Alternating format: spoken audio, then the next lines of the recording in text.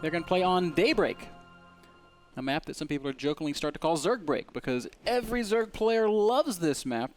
And I mean, I don't even think necessarily Terran and Protoss players do not love it, even though some Protoss players are starting to get a little bit sick with it. They just feel that there are just no timings you can hit pre-Hive anymore. This is a game where, okay, you're going to face Broodlords one way or the other. If Zerg wants it, you're going to face Broodlords. It's either going to be at 12 minutes or 22 minutes or maybe 72 minutes. But you are going to face Broodlords. Broodlords are coming. So that's embrace yourself. Embrace yourself. Well, I embrace myself every single game, man. It doesn't help. It doesn't matter. Man, it's so funny whenever you play against Zergs on like your level and you feel like, okay, I'm starting to get closer to that absolute pro level, and you feel like you're doing the right stuff, and you feel that sort of timings are there, and okay, like Zerg barely has enough money for Daybreak, and then suddenly you play against like an absolute top level Zerg, and they have so much money to make those Broodlords. It's just like, where is this difference made? I don't even get it anymore. Honestly, I think it comes down to the way the top Zergs squeeze out as many workers as possible fast. And if they don't do that, they but find... it feels so simple to just drone up to 70 drones. It feels simple, man, but it's... That's, I guess, the beauty of StarCraft, man, and it's so funny how much StarCraft we see, how much StarCraft we play, that it's still really hard to put those pieces together. That's why, of course, we have so much respect for all these pro-level players. Every now and then, yes, they just make absolutely obvious mistakes, and we're able to point them out, but at the end of the day, we have an insane amount of respect for them, and we admire their play very much. 15 hatch, 16 drones. Will we see a 3 hatch before? No, not again. No, I don't think you would do that. No way. Spawning pool is still going to be delayed a lot. No. Yeah, there we go. Yep, so it's a 17 pool even. Revive was like, oh, last time I checked here, there was a there was a command center. I kind of like that. I liked how that game went. Yes, Revival. We understand you like how that game. This is still an absurdly economic opening. 17 spawning pool is about as late as you can ever get it and hope to.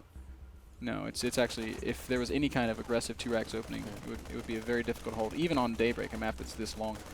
That said, it's not bad for IceCream either, as he is getting that natural command center down on the low ground after the 1-racks. So good macro openings from both players thus far. Still a lot of money for IceCream. He's just going to expand again. Where is he? No, you mean Revival? Yes, Revival. Yeah, I was kind of figured that. Just double queen. So I guess it's all kind of standard. Curious to see how it goes. So Illusion is going to finish this up. I actually casted here a couple of games of Ghost or IceCream. I call him Illusion sometimes. I'm sorry, guys. It's just obvious when I see his name in my face all the time that I want to call him Illusion. But we should roll with IceCream. Where he played against the American Zerg player called Masan. Those are actually very interesting games. And Masan put up a really, really good fight against IceCream. And from time to time, I even felt that he should have taken the series. He ended up not taking the series. But he left a very good impression, not just on me, but on a lot of people at MLG and a couple of the Redditors as well. It's going to be a no-gas 4-queen opening here from Revival. This is still my go-to build in ZVT. I like it a lot. The merits are many. And there's that fast third base that we were talking about. Not as fast as I thought it would be, but it's still going down very early. 36 supply, 5 minutes. 5 minutes and 10 seconds, that's kind of what you do against Protoss normally on Daybreak. Even though against Protoss they like to go really crazy and drop it at 400 or if you're red, 355. Well, Zergs have learned, man. Queens and spines can keep you safe from just about all the early game aggression that Terran can throw at you. There is still one SCV over here though, Ben, and that means that the Zergling will spot it, but this SCV could potentially build a bunker over here, and of course Revival wants to make sure that is not going to happen. But what Illusion is doing right now, he's forcing him to make links. I cannot imagine that he's not going to make any links. He's not going to make any links. He's just going to walk his queens down there, man. You don't think he's going to make any links? No. Oh, he has 3 queens. Yeah, 3 queens are going to be fine against 4 marines. Yeah. That's true. That's kind of an unfair fight. He's just gonna these big girls, man. He's gonna make 2 more queens. HP, armor. He's gonna make 2 more queens at least. This is just what the metagame has turned into, man. Like you can't pressure Zerg like this with something this kind of small. When I didn't know queens those queens were already getting in position. I actually thought that they were just standing in the main / natural. So in that case, I thought he needed some links because I felt the queens wouldn't be in time. Didn't see where they were, man. And it's funny, Kev, it took me a long time to become a believer in this just straight up queen style, but as the more I see it, the more obvious it is. It's just how impossible it becomes for Terrans to pressure Zergs early.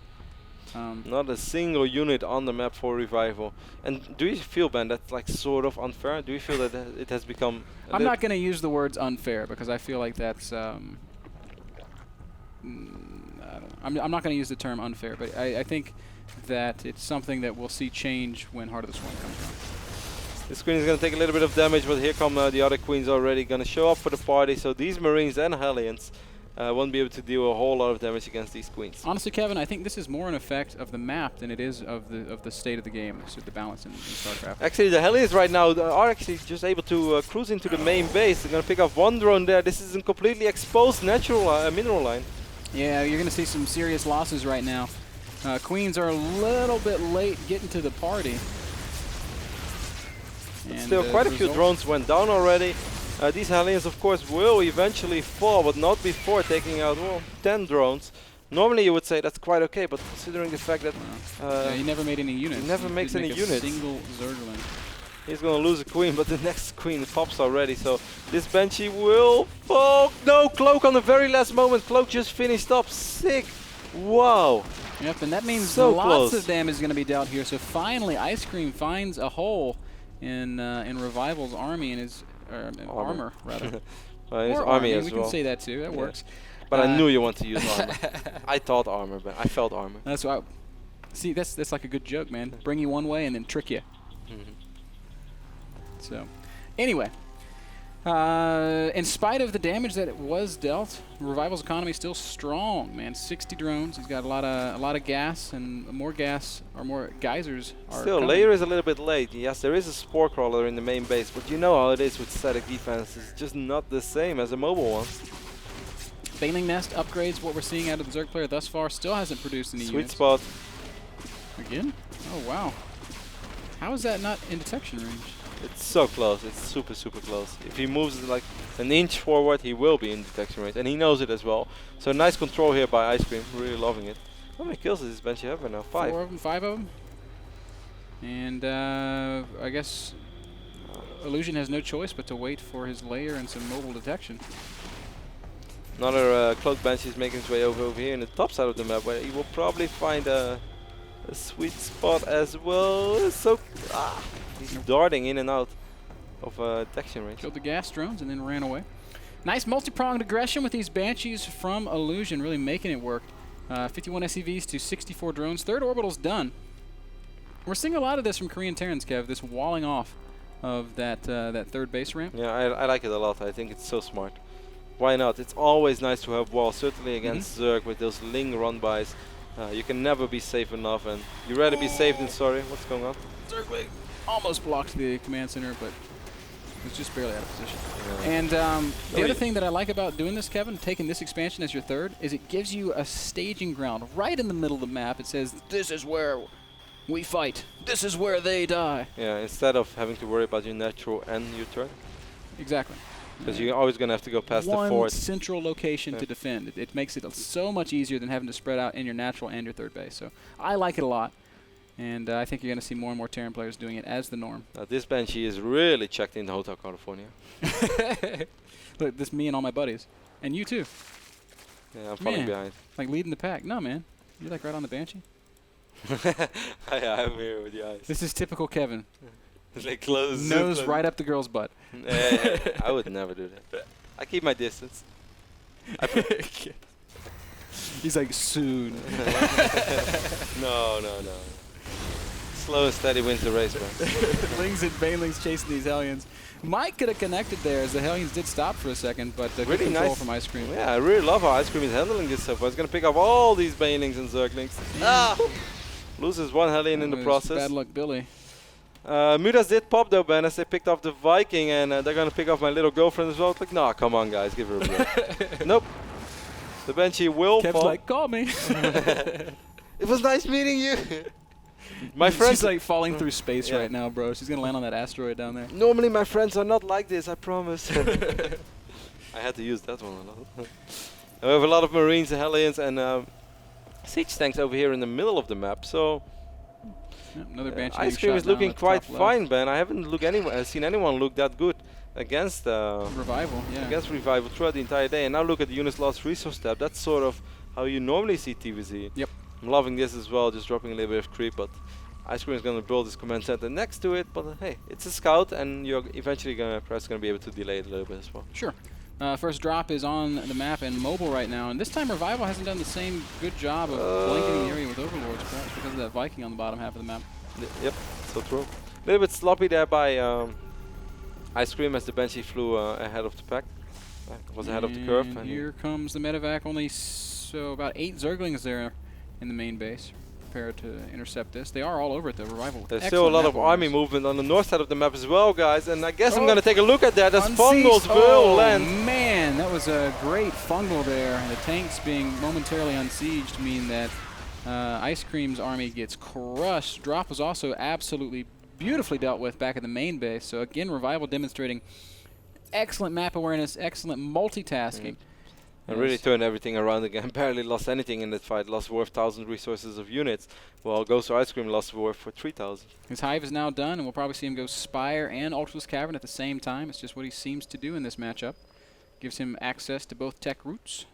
Yeah, he's really not too afraid to just sort of invest in stuff that doesn't really fight for you immediately, but will fight for you in the long run.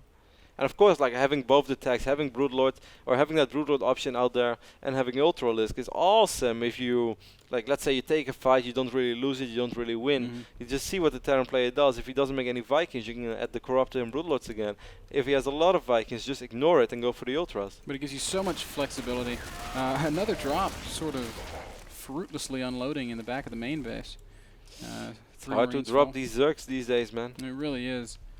Zerg players have just become so good at dealing with this kind of harass. Ultralisk Cavern is down. Spire did not go down this time, interestingly. I did find new friends. Hey, Vin Diesel medevac. Vin Diesel, want to go for a race? I like that tank top. Medevacs are still active, but they don't really pose a role. No, they're just going to try to unload on top of a spine crawler. Let me tell you how this is going to go. Plop. In range of the spines for and queen. Probably not very good. Yep. And that is a bad day. Well, actually, this has been the most successful drop so far, Ben, as he picks up the spine crawler. Does a lot of damage to the queen as well. The queen will survive. +2 armor showing its strength there. Another drop over at the top half of the map, but still, man, Revival just has stuff everywhere. He is maxed out now as well, where we're going to see another engagement. All the Zerglings streaming. Fungals land on the tanks, not on the Marines yet, but there's just so much stuff for Revival. Yeah, massive amounts of Zerg crashing into the Terran army, and Revival's TVZ is some of the best I've seen. IceCream is dropping in the main base though, but I'm going to take a look at the main fight right now as Banings are still rolling in. All these SCVs could potentially die to a Fungal or two, but a lot of drops are dealing some serious damage in the main and fort base as well. Yeah, the drop of the 4th finally does reasonable damage. Kill the spine crawler. Now Queens are forced to defend these Marines, and well, they'll. Oh, IceCream! He could use this drop. He's not using it, Ben. You have to drop in the main, only targeting a Vespene geyser, which is a little bit sloppy. Now he stims it and starts to deal with it. Revival's also slipped on the macro. Now he's 7 Ultras. That's the most Ultras I've ever seen built at one time. That's a lot of Ultras. It's going to take a little while before they spawn, but eventually they will spawn. But IceCream finally killed a lot of workers, man. He killed 34 drones in this game. And yeah, he lost a lot of SCVs, but didn't lose an insane amount that really cripples him. One thing that that was painful for Revival there, Kevin, is he lost quite a few Infestors. He's down to just 5 Infestors now. But he's still, look at all this huge bank of gas he has. He's got 1,200 gas, so he can make 12 more if he wanted. The first thing he always does, immediately when Revival goes up to 4 bases, he takes both extractors and puts 6 drones in them. Way before he ever starts mining minerals from that base. Way before he even transfers a lot of drones or whatnot. He immediately takes that 7th and 8th extractor, and I think that helps so much. It's really important. Gas is really the limiting resource in late game Zerg versus anything. And if you want to watch like a low master level player, a guy that knows the game, figures that he's kind of figuring the game out, the biggest mistake you'll see them make is they disregard that gas beyond your 3rd. Another fight going to happen here at the top of the map. This is purely Zergling Ultra. Here come the Infestors a little bit in the back. Fungal's landing mostly on the tanks. Is there any energy left over? Maybe one more Fungal, but man, the Ultras are just so well upgraded. +5 armor. And it's pretty much Marine only, Ben. There's one Marauder over here. I guess he's going to lead the pack, but That's going to be very tough. And right now, probably immediately when we're going to see more Marauders, as we do once more have a drop in the main base, IceCream is finally starting to be able to deal some damage with these drops, man. Yeah, It's he's becoming starting annoying. down that hive. Also going to work on dropping pretty quick on speed, but of course, well, the ultras, well. And Zergling spawning right on the right moment. Otherwise, I guess it would have been close. But the other real cool thing that we're seeing out of Revival this time was that awesome late game transition over back into Broodlords. Not a single Viking on the map. No Vikings in production. In fact, Medevac's still being produced. Medevac's not that good against Broods, Kev. But oh, this is dangerous. This is dangerous. What are you doing, Broodlords? What are you doing, Broodlords? You're way overexposed. Only one wolf for a while. He's so lucky that this is still here. Otherwise, that would have been ugly. Yeah, that was almost badly misplayed. But now with Broodlord, Ultralisk, Baneling, this is a gas-intensive army, Kev. Let's take a look. How gas intensive? 4,150 gas. Of gas. Almost as much gas as, well, about more than half as much gas invested in Wow, minerals. doom drop of doom drops, man, as he's realizing that he doesn't have enough Vikings. He does have quite a few starports. Baneling start rolling in. Needless to say, IceCream is going to take a ton of damage, but he's going to be able to deal a lot of damage as well. Kind of a base race, sort of, but I mean, honestly, Revival can give up this main. He could build 30 spine crawlers right now, and I don't think that Illusion could ever even kill him. Meanwhile, Illusion's just going to completely cripple the entire economy of Revival's going to cripple the entire economy of Illusion before he really comes back with everything. He's going to send the Broods. Yeah, he's going to send the Broodlords back, making a lot of links now as well. Vikings do spawn over here, but there's just no answer to all these ultras. A couple of Marines do spawn, but that's just a matter of time. Maybe a fungal. Also, Great fungal. Great fungal indeed. Depots go down. Ultras are going to chomp through these Marines in a rapid fashion. This guy's a Ravager. He's got 11 kills, 12 kills. 13. He's now an assassin. Assassin Ultralisk strikes again. Sorry. The Assassin Ultralisk is a cutie, man. I'm a big fan. Just waits on the side of the road. Hides behind a reactor. Until a Marine takes a walk with a medevac. It's Vin Diesel and Tychus on a romantic walk. No, that's not very romantic. Medevac's going to load up. Vikings finally joining the fray here, so Illusion trying to make something of this situation, but how is he ever going to unload? Just dropping tanks right on top of everything. Tanks are going to siege up as well. Can he target the Banelings? Gets 6 shots up, but it's going to be enough. Does some damage, but I don't think it's enough damage, Kevin. Now, critically, all the real tech is dead. There is no Spire. There is a spawning pool. But the only thing that Revival can make right now are Zerglings. And the only has Zerglings, he can make Baneling. Yes. Where is the spawning pool? Oh, okay. There's one in the main that's bleeding to death and another one in the top left. But he needs to fix his rally points, man. Infestors are going to fight with these Vikings. That's another way to deal with everything, I suppose. Fungal is still a pretty good skill. Certainly, because there's barely any bio left in his army. Yeah. Basically, everything is max. So the damage that he's dealing is damage forever. GG is called. As IceCream leaves this game as well, and Revival looks so good, man. Yeah, it looks really good. Got a little sloppy there at the end of things, but was still but he played enough. against an excellent Terran player, so it would be weird if he really steamrolled him. But overall, pretty much from the start to the end, it felt like Revival was in control. That's some great looking ZVT. I would love to see Revival in the 4th season of the NASL. I could cast this guy for 9 weeks. Me too. It would be a lot of fun. Certainly because, as I said before, I think it's so much fun. Revival was sort of back on the scene again. I wouldn't really say he was ever gone, but at least for the forum people out there, I guess for the foreign fans, we didn't see a whole lot of them. Now he's starting to make his return, recently playing a lot of European weekly cups, winning them as well. Him and Jung win pretty much every single go for StarCraft II. And Zotac, together with Bly, they have like a 3-way Zerg pack. It's like, hey man, it's my turn, it's my turn. So that was nice to see Revival showing up in those. Qualifying for or at least going to MLG, having a very successful run as well. And now it just keeps going. I would love to see him in the season as well. Great games, folks.